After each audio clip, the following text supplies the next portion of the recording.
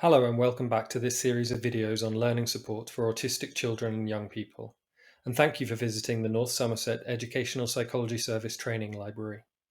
Today we're going to look at some practical top tips for learning support, and in particular we're going to focus on how we can create autism-aware or autism-friendly learning environments in our early years settings.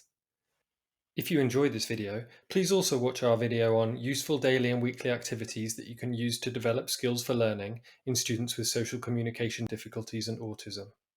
Also, don't forget to check out our resources page at the EPS Training Library, which features links to all the resources we mention here, plus examples of further training. First, let's start with a quick reminder of some of the best practice guidelines for supporting autistic young people in our settings. In particular, we want to provide visual learning environments, clear instructions, and predictable routines.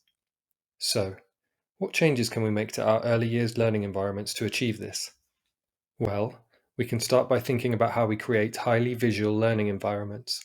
This means environments which use consistent visual symbols to label different areas in the classroom, to mark out hazards, to remind young people about the rules, and to prepare them for upcoming activities. One really important example of this is using visual timetables and now next boards, which help children predict and remember the daily routines. When children with social communication difficulties get used to their visual timetables, we will often see that they seek them out as a source of comfort when they're feeling unsure.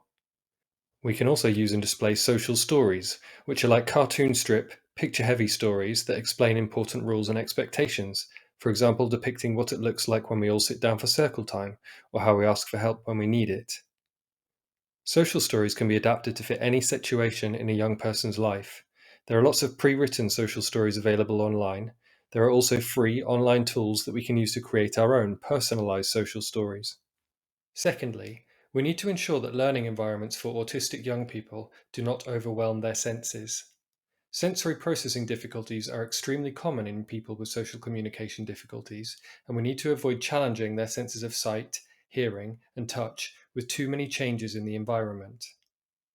Changes in lighting, unexpected noises, and unfamiliar textures often cause distractions, distress, and even a sense of physical pain for autistic children.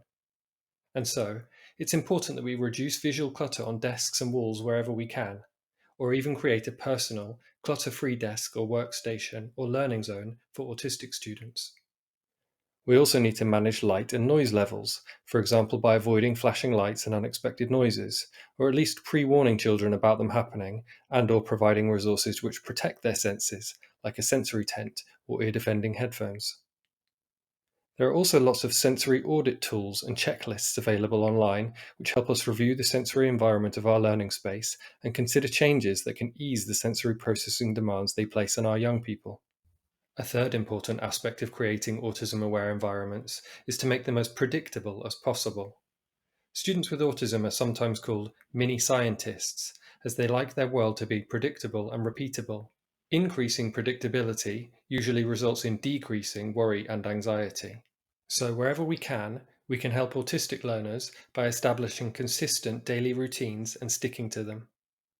We can also help students move through these routines and make transitions by using predictable countdown tools, for example, sand timers on desks or digital countdowns on whiteboards. We can add music and songs to help children prepare for transitions. These can work alongside our visual symbols and further reduce anxiety, especially if the music can give students happy feelings during transitions. Of course, life, and especially life in preschools and nurseries, is not always predictable. So what we can also do is help children learn to cope with changes to routines.